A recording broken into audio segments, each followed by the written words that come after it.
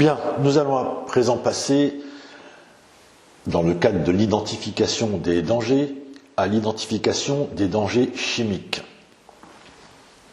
Vous en connaissez certainement un certain nombre d'entre eux, comme les métaux lourds, les polluants organiques persistants, les pesticides et biocides. On verra la différence qu'il y a entre un pesticide et un biocide. Les substances médicamenteuses, c'est bien évident. Les mycotoxines et les phytotoxines qui sont redoutables, comme nous le verrons. Une catégorie en émergence que sont les allergènes. Ensuite, des contaminants qui sont dus au process d'élaboration de certaines denrées. Et enfin, des contaminants qui sont introduits volontairement dans les aliments, que sont les additifs, les colorants et les conservateurs.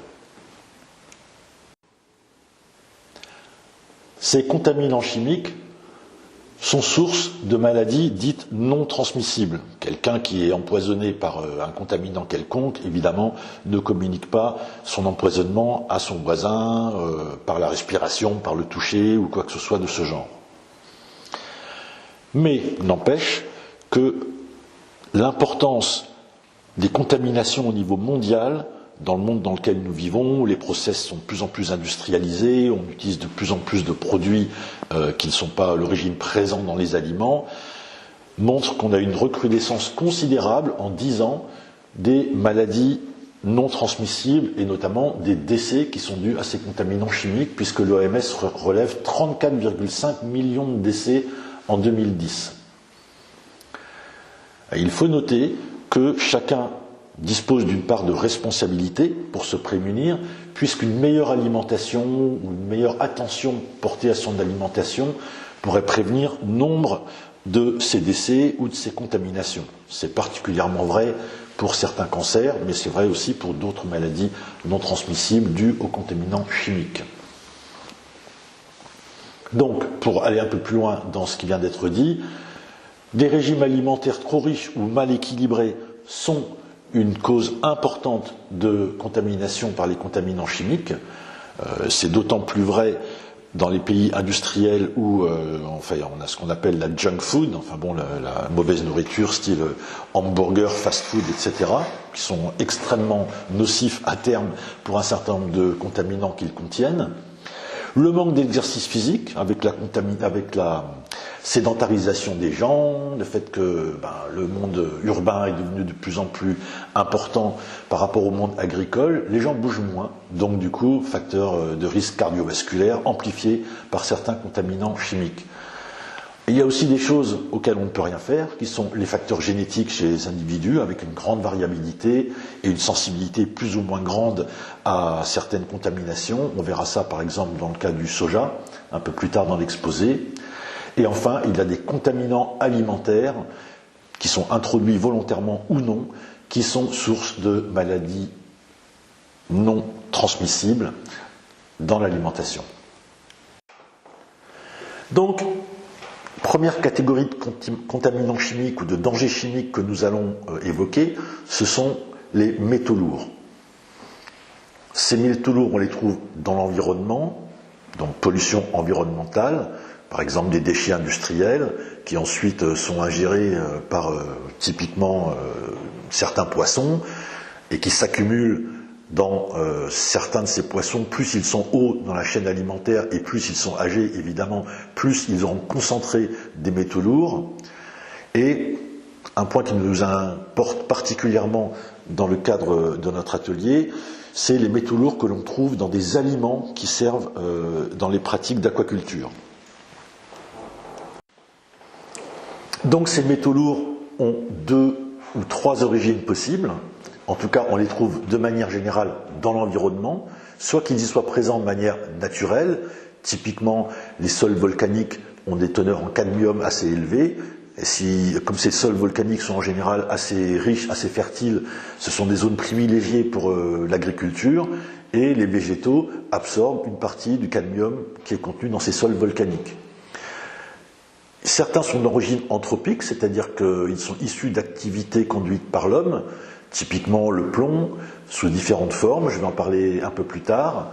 Et enfin, certains de ces contaminants, certains de ces métaux lourds sont d'origine mixte, on peut les trouver, le même contaminant peut être lié à des facteurs géologiques, donc composition des sols, et à des activités humaines. Quelques mots sur le plomb, pour commencer. Par exemple, on peut avoir des teneurs en plomb trop élevées dans l'alimentation. Chez les petits-enfants qui vont avoir un comportement, un développement du cerveau qui va être affecté par le fait qu'ils ont été trop exposés au plomb et donc ils vont faire preuve de moins de capacité mentale et de problèmes de développement mental. Donc ce plomb, d'où vient-il de nos jours? Eh bien, c'est essentiellement les gaz d'échappement des voitures, avec l'essence plombée, qui est le fait qu'on en a mis un peu partout dans l'environnement, un peu partout dans le monde. C'est bien aussi la raison pour laquelle on a décidé maintenant de ne plus autoriser le plomb dans l'essence. Et c'est vraiment une bonne chose parce que on a fait quand même beaucoup de tort à l'environnement avec ce plomb. Le saturnisme, oui. C'est la plombémie, c'est ça. C'est le taux de plomb élevé dans le sang, c'est ça. Ah, et donc on appelle alors la plombémie la mesure du plomb dans le sang. Et cette plombémie, donc plus vous avez du plomb dans le sang, ça veut dire que vous avez été exposé au plomb parce que vous en avez ingéré, vous en avez respiré, et donc ça se manifeste par les analyses de sang que vous allez faire. On va retrouver beaucoup de plomb dans votre sang, et ces plombémies, on peut les associer à un déficit dans le développement mental des enfants, ou à même des maladies plus graves comme le saturnisme, qui sont des maladies débilitantes, quoi. Le plomb aussi, on l'a connu parce qu'on faisait les canalisations d'eau potable en plomb, et donc là maintenant on a abandonné ça aussi, on fait tout en plastique.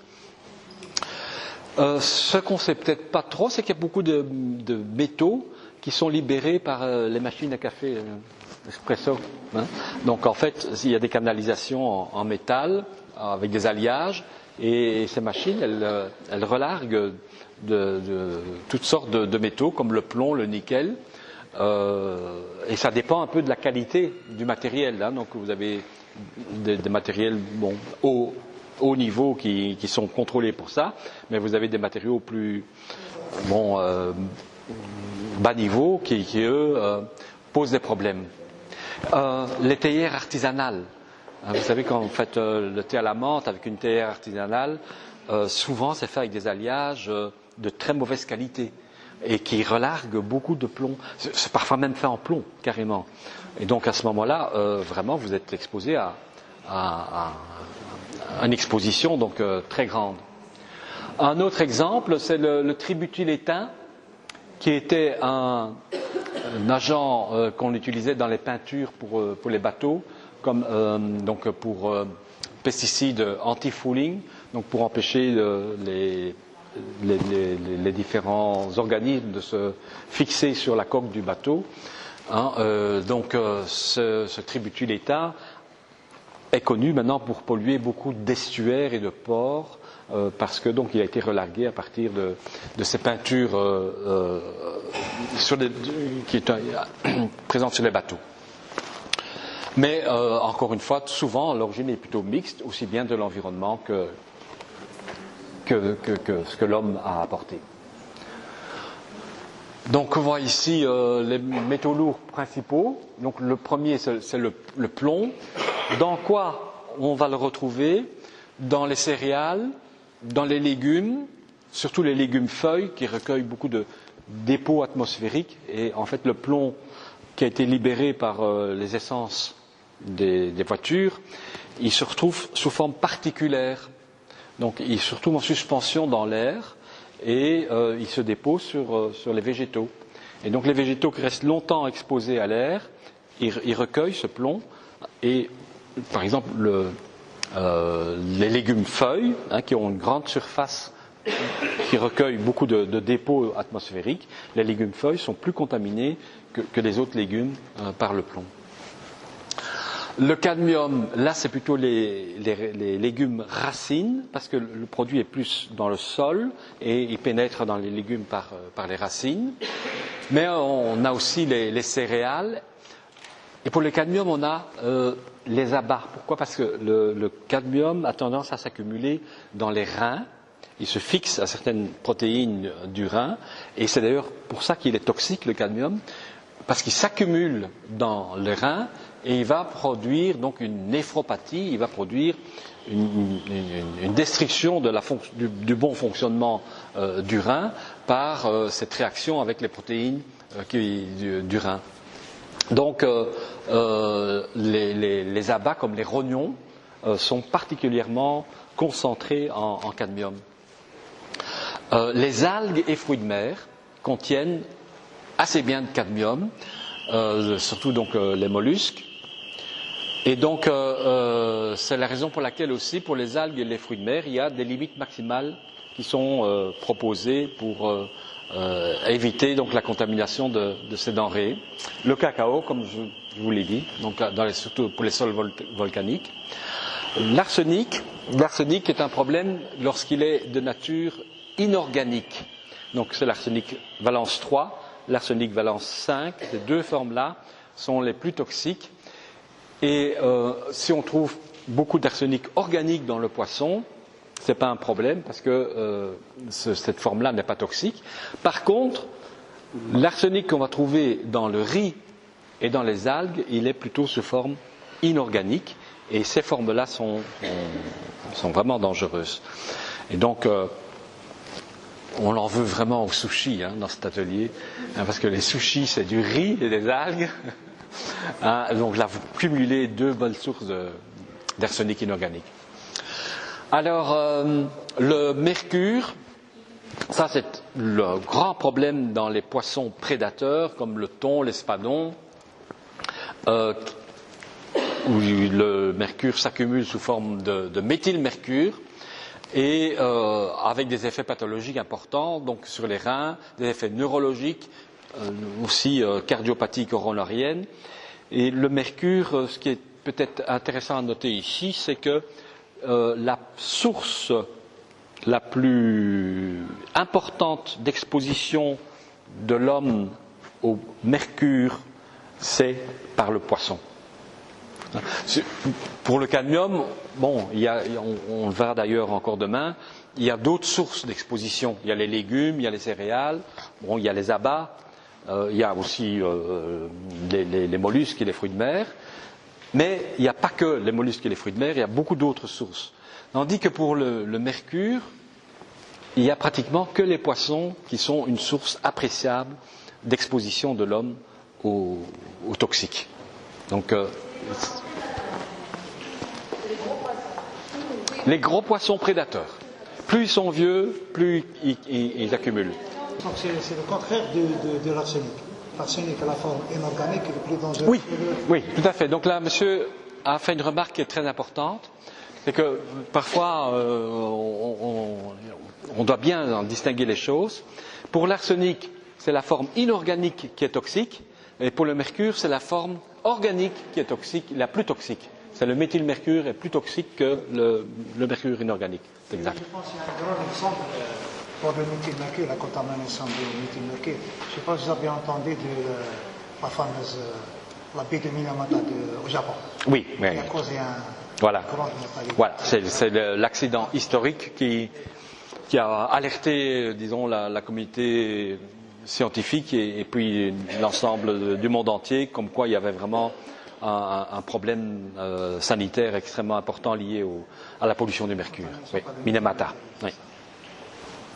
Ok, et alors donc le tributylétain dont j'ai parlé, et qui est le tributylétain, un perturbateur endocrinien des plus connus, des plus fameux. Donc vous voyez, ces perturbateurs endocriniens, ils se cachent un peu partout. Ils se cachent dans les pesticides, ils se cachent dans les matériaux en contact avec les aliments, ils se cachent dans les médicaments, ils se cachent même dans les substances naturelles. Le soja, il contient des hormones, des phytoœstrogènes. Donc les estrogènes sont des hormones féminines, phyto, d'origine végétale, mais ce sont quand même des hormones. Et donc toutes ces substances peuvent perturber le bon fonctionnement du système endocrinien. Mais le problème pour les perturbateurs endocriniens, comme je vous le disais, ce n'est pas un peu du point de vue que vous adoptez, il n'y a pas encore suffisamment de preuves solides comme quoi les effets sont assurés. Donc il reste beaucoup d'incertitudes, beaucoup d'incertitudes. Et donc, bon, ici, certains vont dire qu'il faut activer le principe de précaution.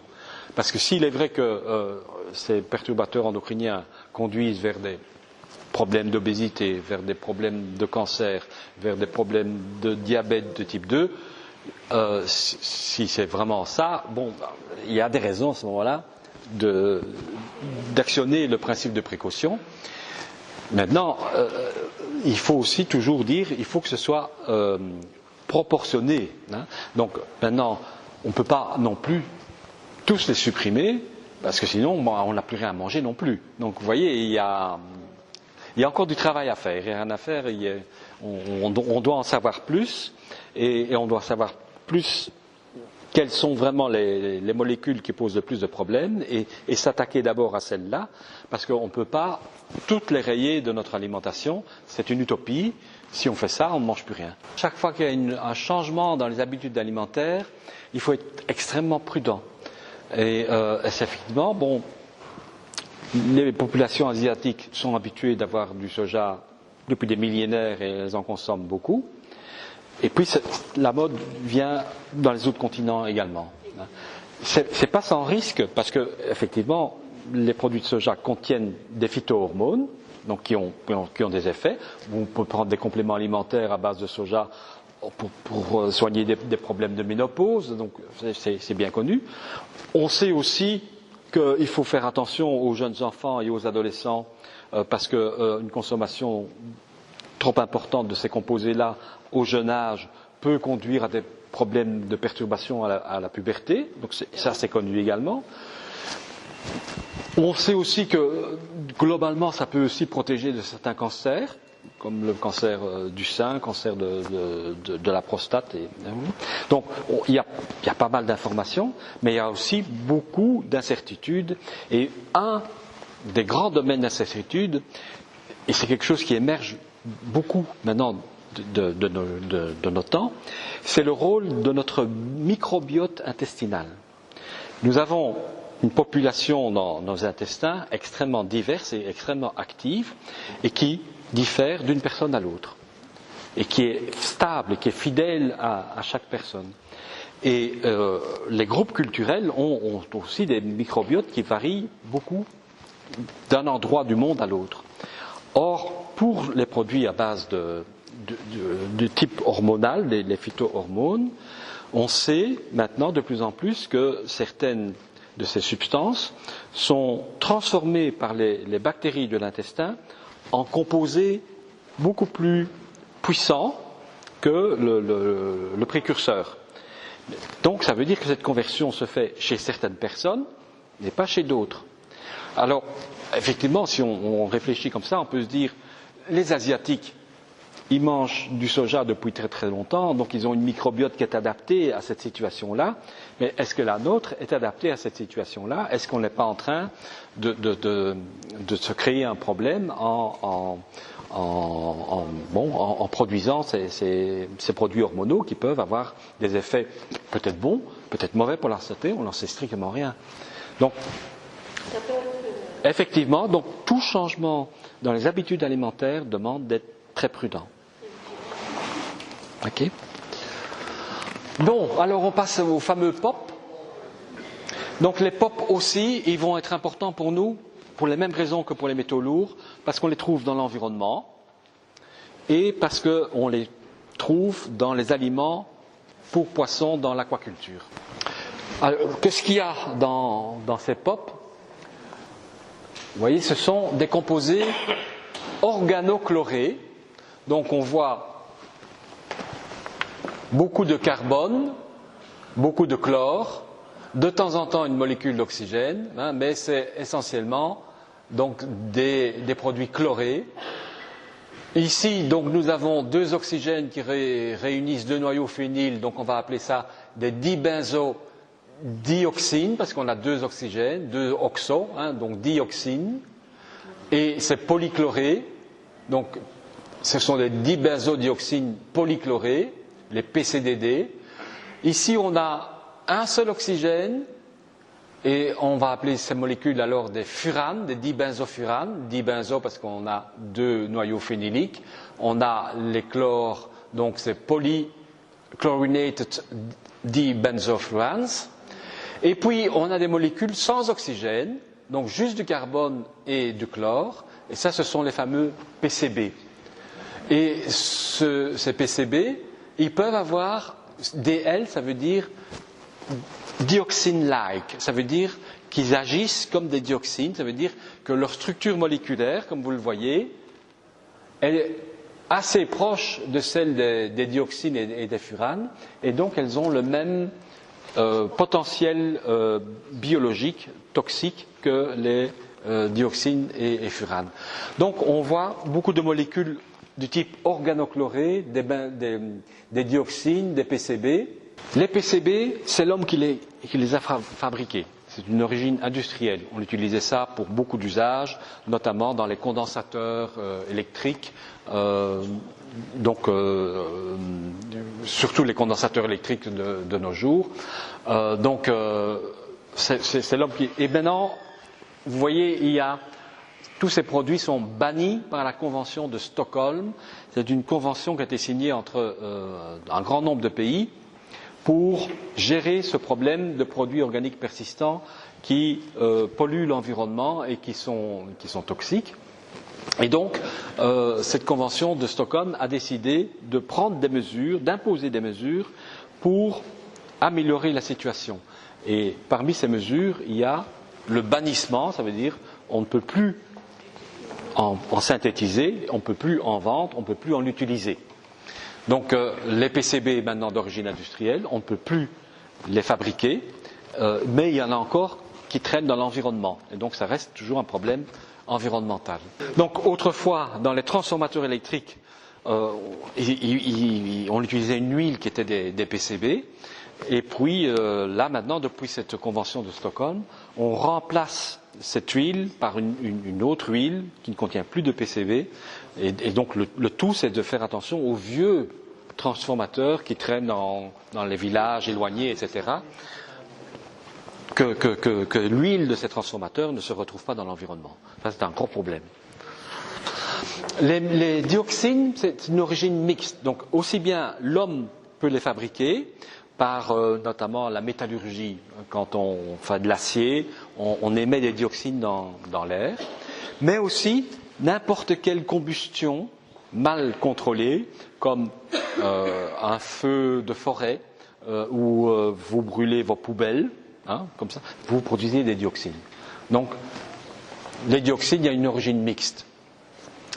Les insecticides organochlorés, comme le DDT, le lindane, l'aldrine, dieldrine, l'heptachlore, le chlordécone, mirex, toxaphène, tout ça, c'est les premiers insecticides qui sont apparus juste après la Deuxième Guerre mondiale, qui ont fait des miracles en agriculture. Et puis on s'est rendu compte qu'il y avait des problèmes sur la faune sauvage, notamment que les oiseaux ne se reproduisaient plus normalement, que l'épaisseur de la coquille d'œuf se réduisait, et donc on s'est dit, oh là, attention, il y a un problème avec ces molécules parce que elles s'accumulent dans l'environnement, elles s'accumulent dans la chaîne alimentaire. Plus on monte vers les prédateurs, plus les concentrations s'élèvent, et donc les oiseaux du type rapace, qui se nourrissent d'autres espèces, accumulent tous ces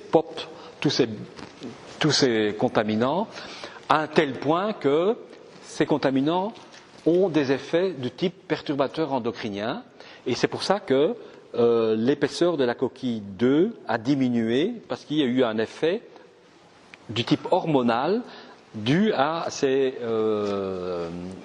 insecticides organochlorés, et donc ça conduisait à l'extinction de certaines espèces sauvages.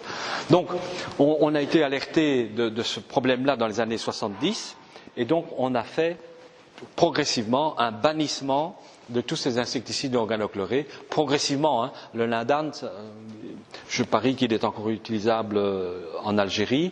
Il n'y a pas longtemps qu'il a été interdit en Europe. Vous ne savez pas. Mais donc voilà, donc on prend des mesures pour empêcher ces produits-là de se retrouver dans l'environnement, et c'est la Convention de Stockholm qui est le moteur de tout ça. L'hexachloroblazène, c'est un produit de la chimie, un solvant pour les pesticides. Les diphénylpolybromés, je le signale parce que, donc ici, au lieu de chlore, on aura du brome, mais ce sont des substances qu'on utilise encore maintenant et qui sont aussi présentes un peu partout dans notre environnement quotidien, parce que ce sont des retardateurs de flamme. Donc on va mettre ça dans tous les matériaux plastiques, comme ici cet écran de télévision, ici, il contient des retardateurs de flamme, pour ne pas que, quand il y a un incendie, ce truc se mette à brûler trop vite. Même chose, quand vous avez des faux plafonds avec de matière synthétique, on met des retardateurs de flamme pour ne pas que ça s'enflamme trop rapidement et que ça alimente des incendies gigantesques. Donc on met des retardateurs de flamme dans les ordinateurs. Donc tout ce qui chauffe, on met des retardateurs de flamme pour empêcher que ça s'enflamme et que ça crée des incendies.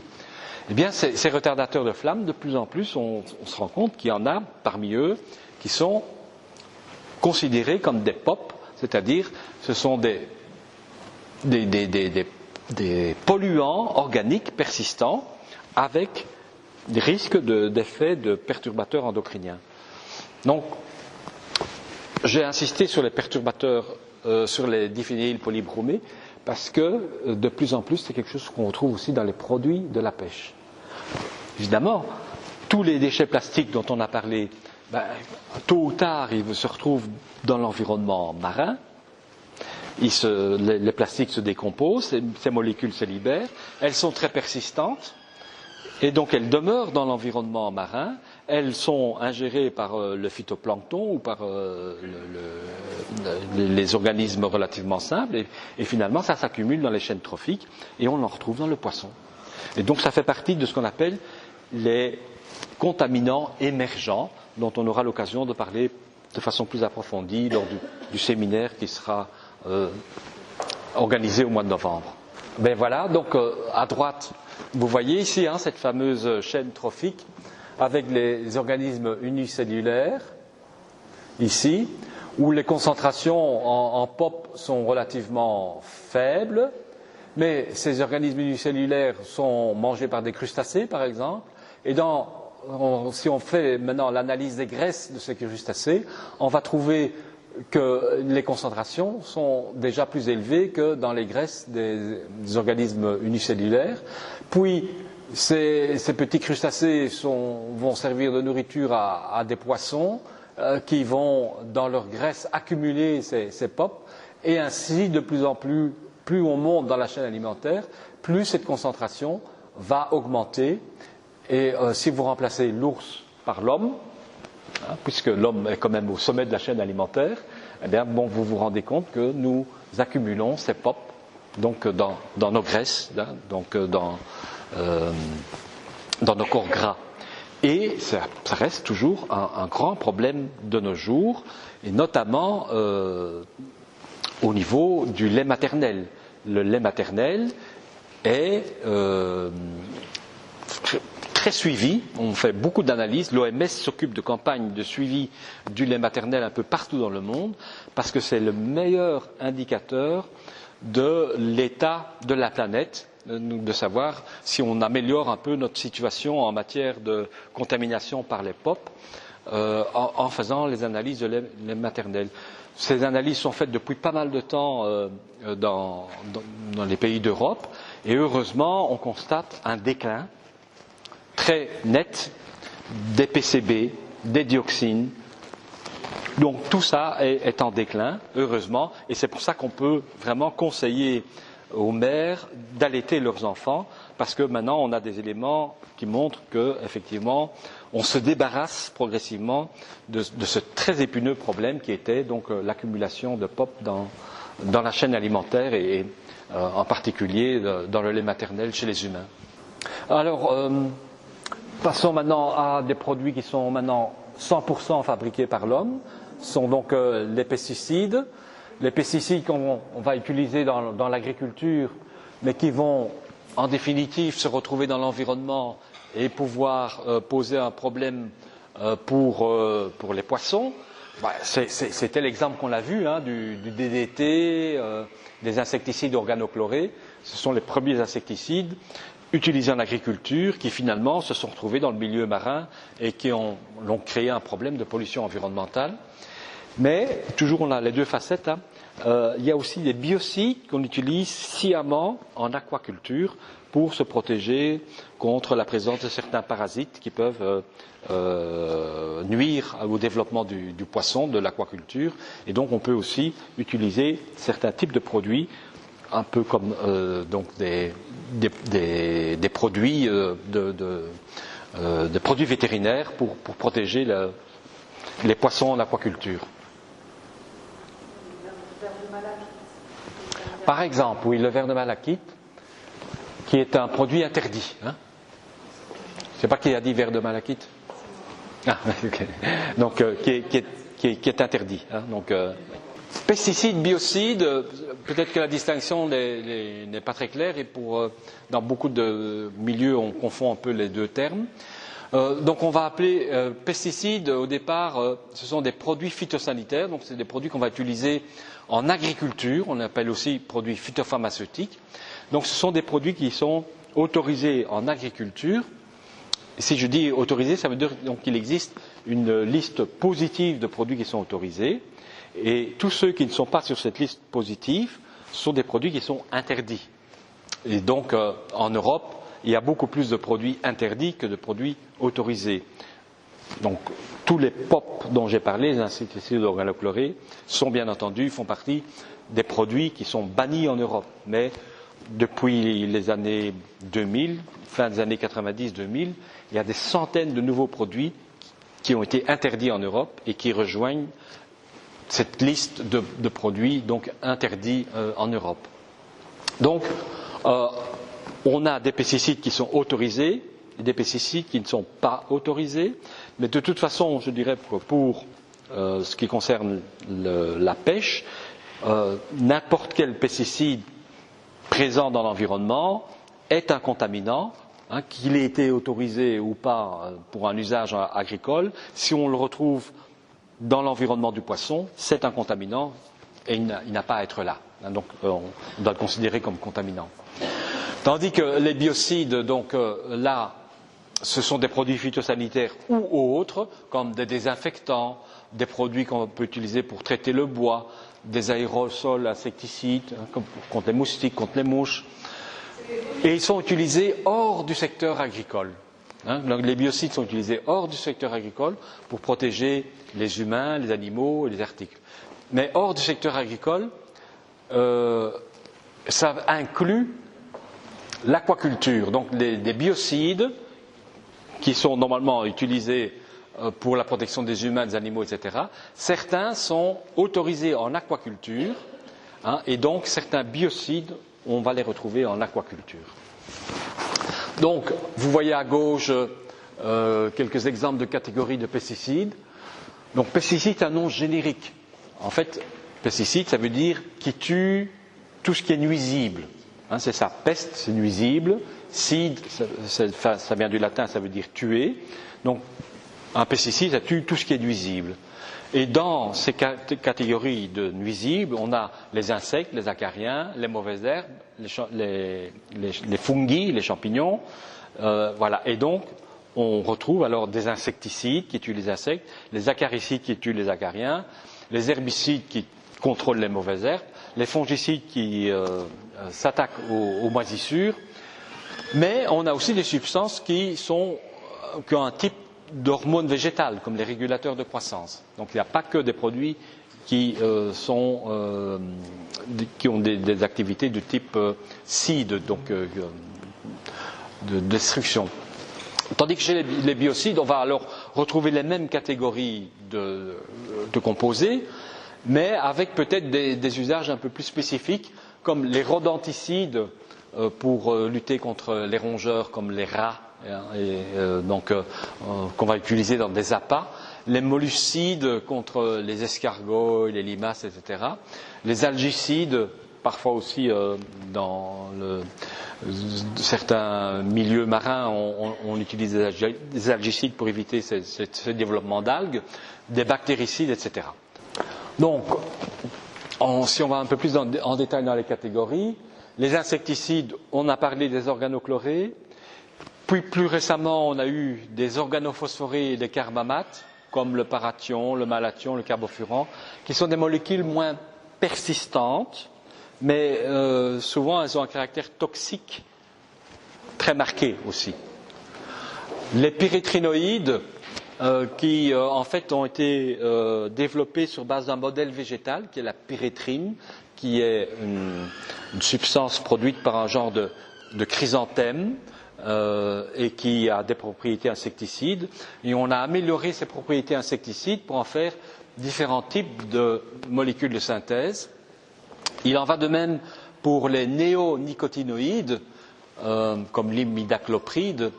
On voit dans néonicotinoïdes nicotine, donc qui imite la nicotinoïde, qui imite la nicotine, et néo ça veut dire nouveau, donc de nouveaux produits qui imitent la nicotine du tabac, qui est un insecticide. La nicotine du tabac, on peut l'utiliser comme insecticide, mais elle est toxique, comme on sait tous, pour l'homme. Et donc on a développé des produits qui sont de meilleurs insecticides et qui sont moins toxiques pour les autres espèces. Et puis on n'a pas que des produits de synthèse dans les pesticides, on a aussi des biopesticides, c'est-à-dire qu'on peut utiliser des organismes vivants comme pesticides, on peut utiliser des bactéries, on peut utiliser des virus, on peut utiliser des extraits de plantes comme pesticides. Donc les insecticides, c'est pour contrôler tout ce qui est insectes.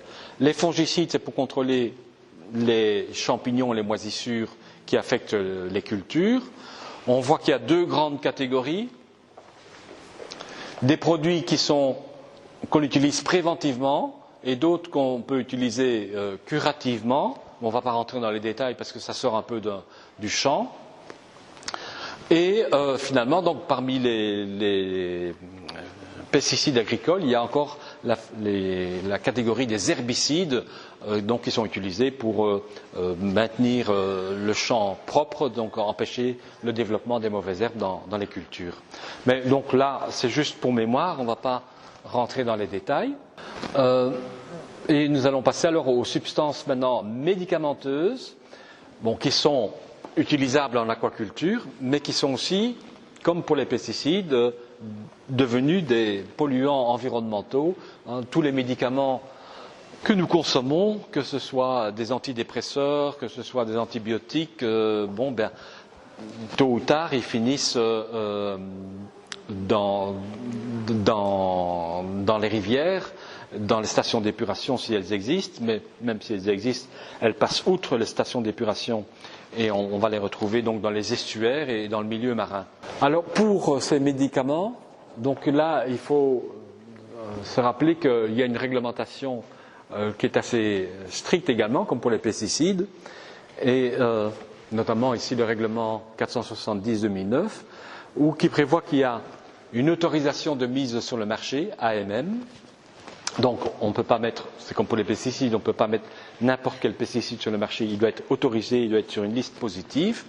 On doit respecter un délai d'attente. On ne peut l'utiliser que sur certains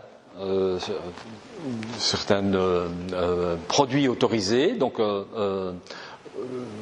donc on doit faire partie de la liste positive et que si on utilise le médicament vétérinaire, on doit respecter un délai d'attente pour, lorsqu'on abat l'animal qui a été traité, par exemple, s'assurer que le niveau des résidus soit descendu suffisamment bas. Alors, il y en a qui sont utilisables en aquaculture. Il y a parmi ceux-ci des antibiotiques. Et les antibiotiques, il n'y en a que 8 qui sont autorisés sur poissons en Europe. Et le plus connu, c'est l'oxytétracycline. Donc, malheureusement, dans les antibiotiques, il y a beaucoup d'autres antibiotiques qui sont interdits. Et on retrouve, vous avez parlé de malachite, hein, c'est interdit. Dans certaines parties du monde, on utilise aussi encore le chloramphénicol, c'est interdit. Les nitrofuranes, c'est interdit. Donc il y a beaucoup de choses qui sont interdites. Et donc, si on veut exporter des poissons vers l'Europe, il faut de l'aquaculture, je pense. Hein, donc il faut être très strict sur l'emploi de ces médicaments vétérinaires. Alors, il y a les catégories d'antiparasitaires, comme des insecticides du type organophosphoré, il y a avermectine, c'est contre d'autres parasites. Donc, on rentre là dans la catégorie des biocides. Il y a aussi encore une catégorie de produits qui sont des hormones, mais qu'on retrouve que chez les producteurs d'alevins. Donc, pour la chaîne alimentaire, ça ne pose pas vraiment un problème. Donc, ici, ce sont surtout ces deux catégories de produits-ci ici qui nécessitent un contrôle lorsqu'on fait de l'aquaculture et qu'on souhaite donc consommer ces produits de façon saine ou si on souhaite les exporter. Voilà, les autres, j'en ai déjà parlé. Maintenant, les mycotoxines et les phytotoxines. Mycotoxines, ce sont des toxines produites par des moisissures, et les phytotoxines, ce sont des toxines produites par les plantes. Ça pose un problème ici, en alimentation humaine, bien sûr, mais dans le domaine qui nous occupe, c'est surtout dans l'aquaculture, où on va nourrir les poissons de plus en plus avec des produits de remplacement aux farines de poisson. Donc, traditionnellement en aquaculture, on utilisait beaucoup des farines de poisson. De plus en plus, on essaye de s'écarter de ces farines de poisson et d'augmenter la fraction de produits végétaux dans la ration des poissons pour des raisons de développement durable, pour des raisons éviter la surpêche, même des petits poissons qui servent à faire la farine animale. Donc pour beaucoup de raisons diverses, on essaye donc d'utiliser de plus en plus des produits végétaux en aquaculture. Donc produits végétaux, ça veut dire produits à base de céréales, produits à base de soja, produits à base d'arachide, etc. Et changement d'habitude alimentaire veut dire nouveaux risques que l'on introduit. Et effectivement, on a avec ces nouveaux aliments des problèmes nouveaux qui apparaissent, qui sont les problèmes de mycotoxines, dont les principales sont représentées ici. Donc, nous avons en tout premier lieu les aflatoxines, qui sont produites par des aspergillus et qu'on va trouver dans les tourteaux d'olioprotéagineux, donc qu'on utilise en aquaculture. Alors les aflatoxines, c'est le poison naturel, un des poisons naturels ou un des produits cancérogènes naturels les plus puissants qui existent. C'est produit donc par un aspergillus et on le retrouve dans les olioprotéagineux, comme les arachides. Hein. Donc les arachides ou les pistaches en contiennent également. Ces aflatoxines font partie des produits cancérogènes les plus puissants qui existent. Il n'y a aucune discussion là-dessus, donc c'est bien avéré. Ce sont les produits cancérogènes extrêmement puissants. Et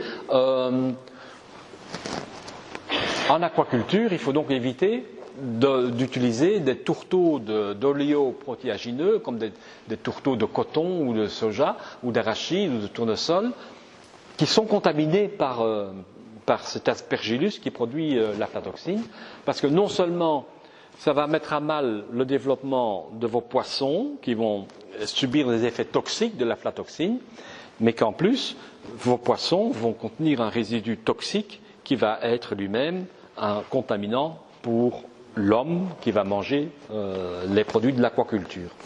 Donc, première catégorie, ce sont les aflatoxines, ce sont les plus dangereux. L'ochratoxine A, on trouve aussi produit par des aspergillus, mais dans d'autres matières premières, comme les céréales, le blé, le maïs, également les tourteaux d'oléoprotéagineux.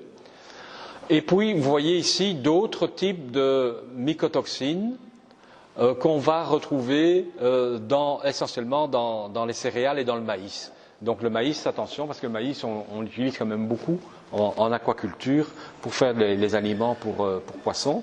Et donc, se méfier parce que ces toxines-là, elles peuvent mettre en danger le rendement de l'aquaculture, parce qu'elles peuvent provoquer des maladies chez le poisson, elles peuvent provoquer une diminution de l'état sanitaire du poisson, mais elles peuvent aussi être une contamination pour les consommateurs des produits de l'aquaculture.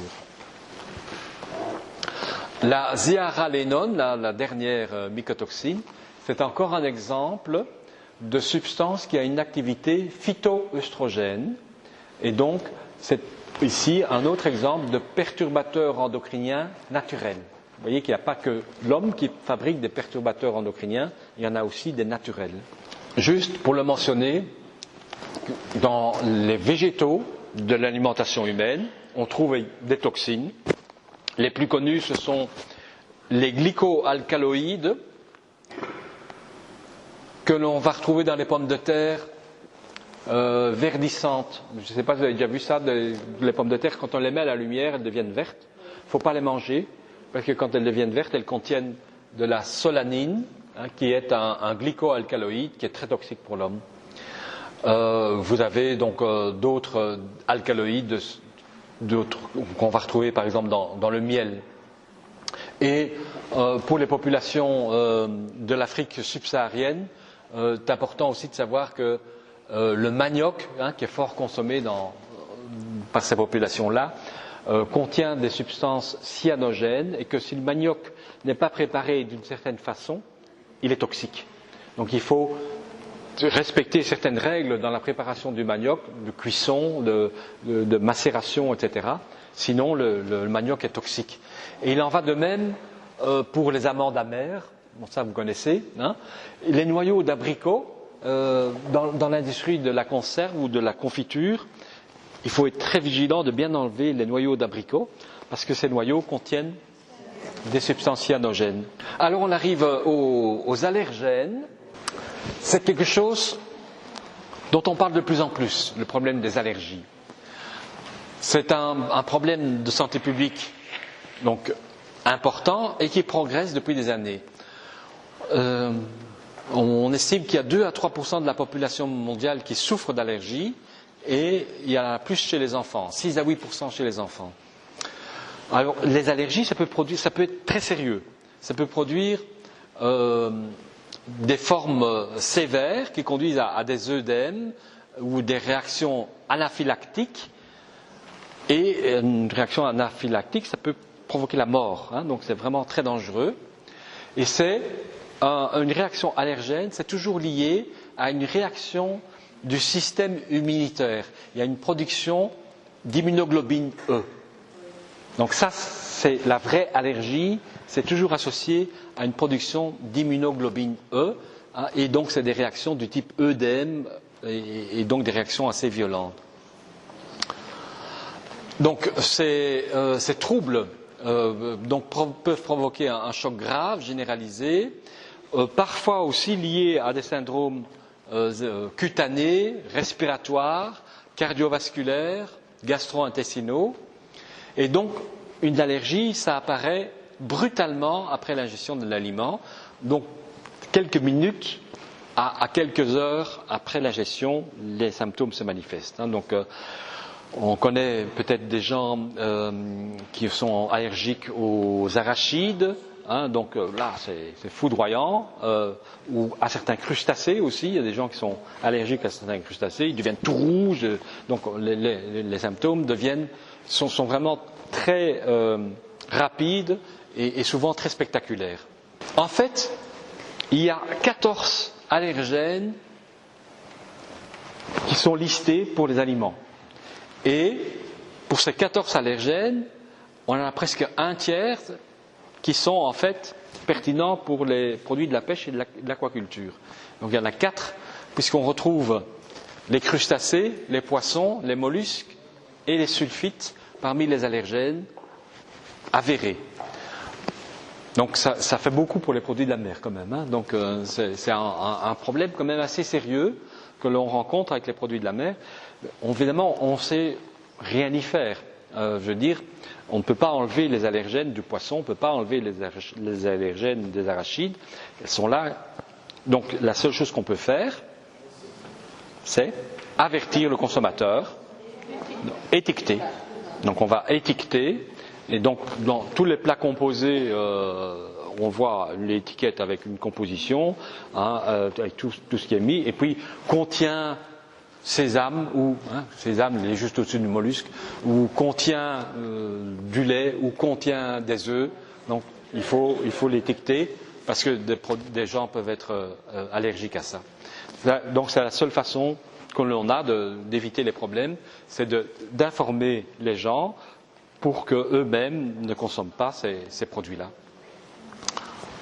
Les sulfites, donc, comme les mollusques, les poissons et les crustacés, c'est vraiment des PPA.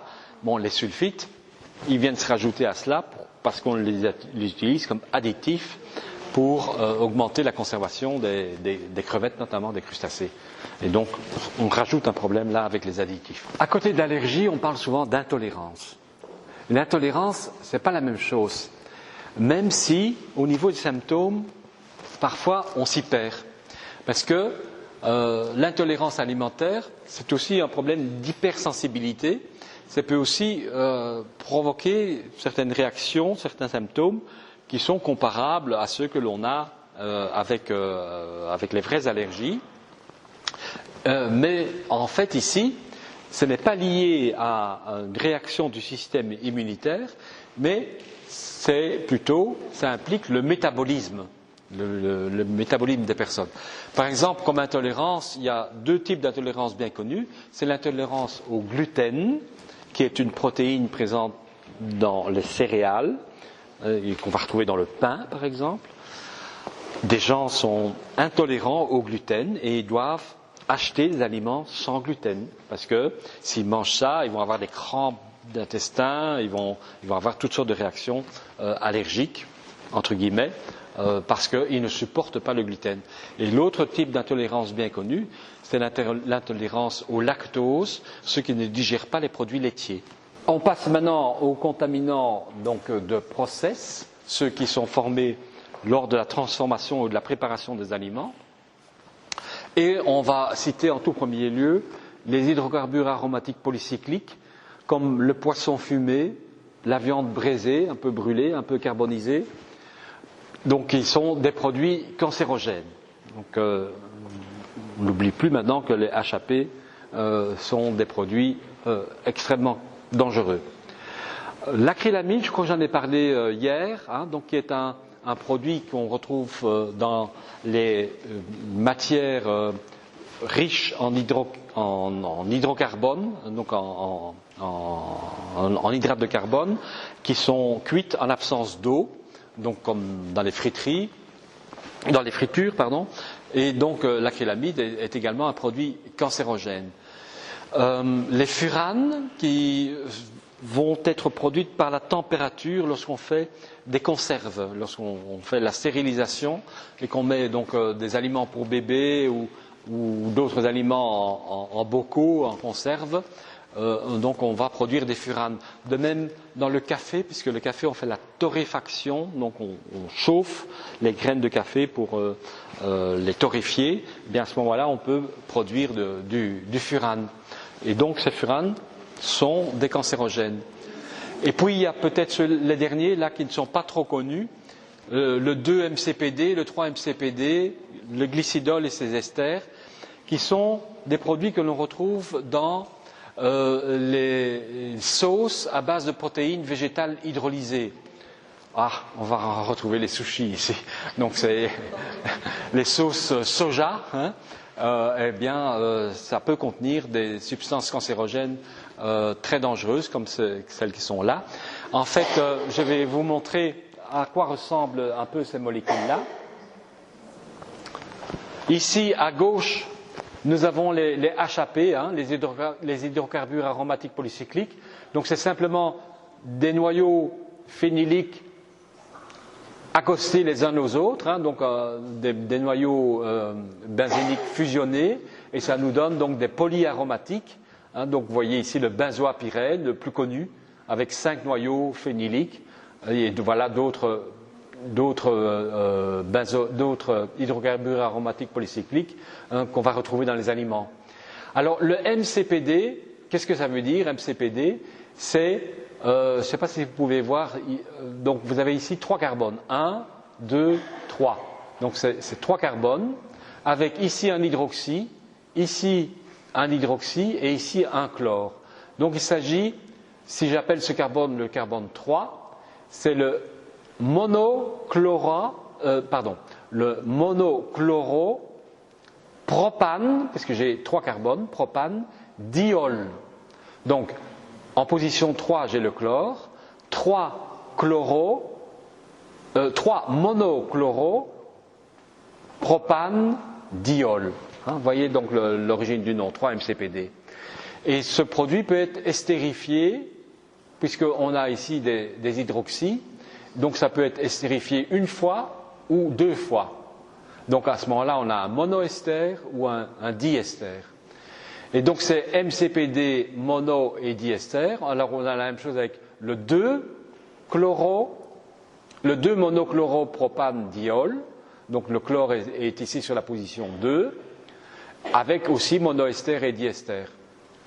Donc ces produits, en fait, vous voyez propane. Ce propane-diol, ça vient de quoi en fait? Rappelez-vous la structure d'un acide gras. Vous avez les matières lipidiques sont formées d'acides gras fixés sur quoi? Sur un glycérol. Le glycérol, c'est quoi? C'est une chaîne à 3 carbones. Donc c'est du propane-triol. Ça c'est le glycérol. Donc le propane-triol, voilà. Ça c'est un lipide avec ici. J'ai un acide gras, j'ai ici un autre acide gras et j'ai un 3e acide gras. Hein, donc, par exemple, l'acide butanoïque, l'acide caproïque, etc. Hein, donc, ou stéarique, voilà. Et les lipides, ils ont des acides gras qui sont fixés sur un squelette qui est le glycérol. 3 carbones, 1, 2, 3. Quand je fais de la sauce soja, j'hydrolyse des protéines végétales, j'utilise un acide qui est HCl, acide chlorhydrique. Je vais, grâce à ça, casser mes protéines et je vais libérer le tryptophane, je vais libérer les acides aminés. C'est ça qui donne le goût à la sauce soja. C'est parce qu'on a des acides aminés purs, dont le tryptophane qui donne beaucoup de goût à la sauce. En même temps, les acides gras qui sont présents, ils vont être hydrolysés. Donc je vais casser la liaison ici, et je vais libérer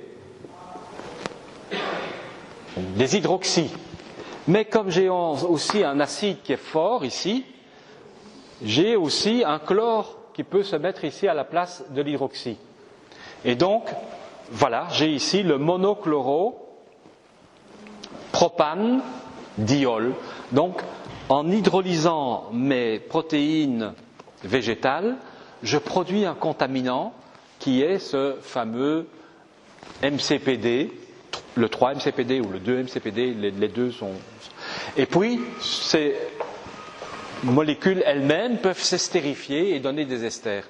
Et tous ces molécules-là, ce sont de contaminants cancérogènes que l'on va retrouver dans certaines denrées, comme donc les sauces obtenues à partir de protéines végétales hydrolysées, mais aussi dans les huiles raffinées, donc l'huile de colza, l'huile de tournesol, etc., dans les margarines, dans les produits préparés riches en graisse. Donc si vous aimez bien les chips ou les viennoiseries, les croissants et tout ça, bien vous avez ces sales substances qui sont présentes, et donc ce sont des substances cancérogènes. Donc ce sont des contaminants de process que généralement on ne connaît pas trop, mais qui sont quand même extrêmement dangereuses et toxiques. Voilà, c'était un petit aparté sur ces genres de molécules-là, et on va terminer avec maintenant les additifs, qui eux, donc, comme pour les pesticides et pour les médicaments vétérinaires, sont introduits volontairement dans les aliments, pour leur donner une couleur, pour les conserver plus longtemps, pour maintenir certaines propriétés. Alors, on a les sulfites, bien entendu, puisque ce sont ceux qui vont nous intéresser au premier chef. Les sulfites qu'on utilise beaucoup pour conserver le vin, mais on utilise également dans les crustacés et dans les poissons.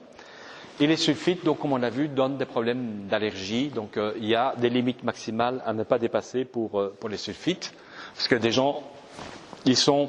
Non seulement les sulfites, c'est aussi une substance qui à la fois peut provoquer des allergies, il y a des substances qui font des réactions immunitaires, mais aussi des réactions moins spectaculaires, qui sont plus du type d'intolérance. Donc il y a des gens qui sont simplement intolérants aux sulfites et donc qui ne le supportent pas, mais ce n'est pas une réaction nécessairement allergique.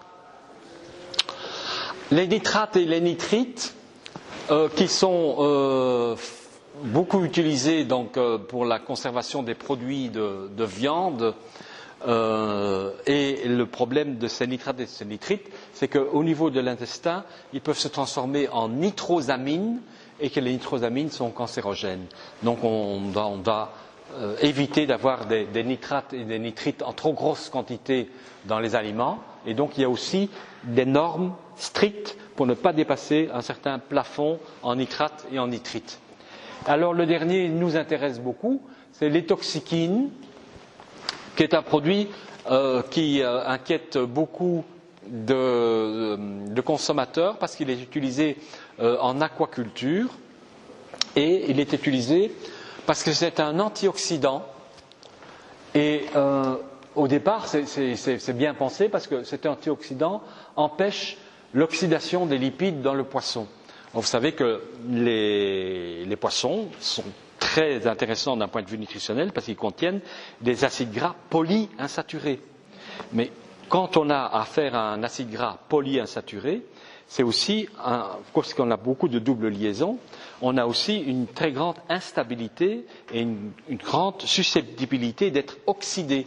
Donc ces produits, ces acides gras polyinsaturés, peuvent générer des contaminants par oxydation de l'acide gras. Et ce sont donc des contaminants de nouveau toxiques qu'il faut éviter. Et pour éviter la disparition des bons acides gras et leur transformation en substances toxiques, on a pensé à ajouter des antioxydants. Comme ça, on garde l'acide gras polyinsaturé intact et on le protège de l'oxydation. Donc, on utilise ça comme additif dans l'aquaculture. Donc, certains ont utilisé ça largement comme additif dans l'aquaculture, surtout en Norvège. On a utilisé ça pour bien préserver les acides gras dans le poisson. Le problème... C'est pour le poisson frais. C'est mis pendant la croissance du poisson. Donc on le met dans la nourriture du poisson. En tout cas, bon, le produit, de toute façon, s'il a des propriétés antioxydantes, et qui sont intéressantes. C'est aussi un produit qui a été utilisé comme pesticide parce qu'il a d'autres usages et de toute façon donc il a été interdit en Union européenne et donc si on s'occupe d'aquaculture et qu'on veut se préoccuper de la santé des consommateurs ou si on veut exporter vers l'Europe, pas des toxikines, donc c'est un produit qui devra faire l'objet de contrôle.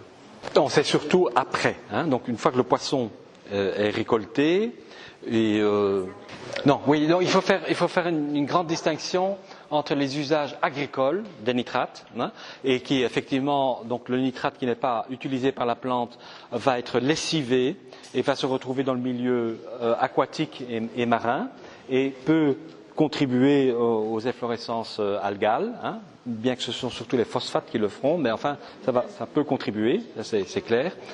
Mais on a affaire ici à des concentrations qui sont très faibles par rapport aux concentrations qu'on utilise lorsqu'on utilise le nitrate comme conservateur. Là, ce sont des concentrations beaucoup plus fortes qui sont utilisées. Et quand les Européens se sont rendus compte que pour l'élevage de saumon en Norvège, on utilisait les toxikines, ça a fait de grands scandales. Ça a fait la une des journaux. Donc, mais j'imagine qu'on l'utilise dans d'autres productions. Oui. Donc c'est à vérifier, c'est à contrôler. Voilà, on en arrive alors aux conclusions. Donc comme vous avez pu vous en rendre compte, il y a de nombreux dangers chimiques qui peuvent contaminer les denrées alimentaires en général et les produits de la pêche et de l'aquaculture en particulier. Les PPA sont particulièrement vulnérables et susceptibles d'être contaminés par plusieurs catégories de contaminants parce qu'ils sont sujets aux problèmes de pollution de l'environnement marin. Il y a aussi des techniques d'aquaculture qui peuvent être une source de problèmes.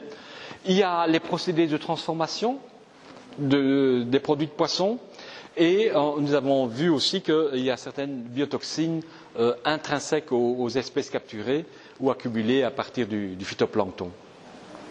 Donc, il est particulièrement important d'établir des plans de contrôle et de surveillance pour ces nombreux agents chimiques qui sont susceptibles de contaminer les PPA.